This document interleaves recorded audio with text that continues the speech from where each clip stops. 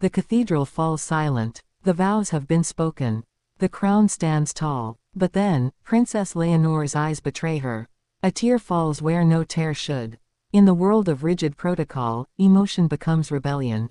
And that single tear changes everything. After the vows, the air inside the royal chapel felt heavy, suspended in sacred stillness.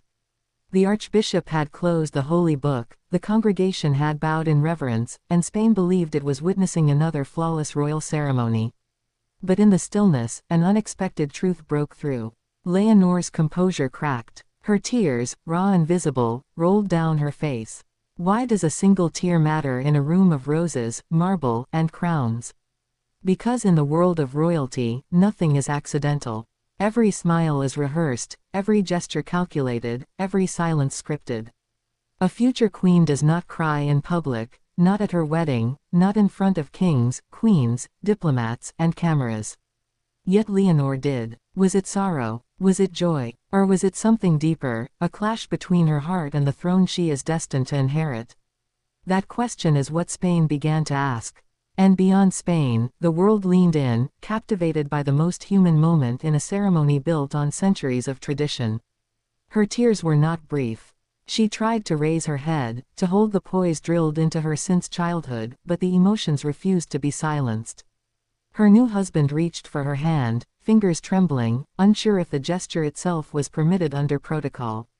But Leonor squeezed back, firm and unashamed. In that grip lay a declaration. Her heart would not bow to tradition alone.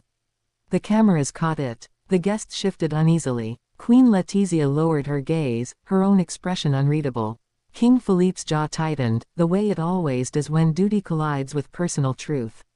Even her sister Sophia, sitting just beyond the aisle, looked stricken. For them, tears meant risk of criticism, risk of weakness, risk of scandal. But for Leonor, tears meant freedom. For once, she allowed the world to see her not as an emblem, not as a polished heir, but as a young woman stepping into the most terrifying promise of her life. What do these tears tell us about the future of Spain? On the surface, they were small, delicate, fleeting. Yet behind them lies a story stretching years back, into childhood lessons, into whispered family tensions, into the invisible weight of a crown. Every princess is told that the wedding day is the happiest of her life. But Leonor's tears remind us, happiness is complicated when your marriage is also a matter of state. And so, the questions multiply. Did those tears reveal fear of losing herself? Or relief at finding someone she truly loves in a world where love is rarely allowed to rule?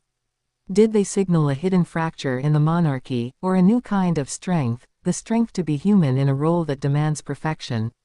Every royal historian knows the past is filled with queens who suppressed tears, who smiled while their hearts broke, who obeyed when their souls longed to resist. Leonor is not one of them. She cried. And that act, simple yet defiant, speaks louder than any royal decree.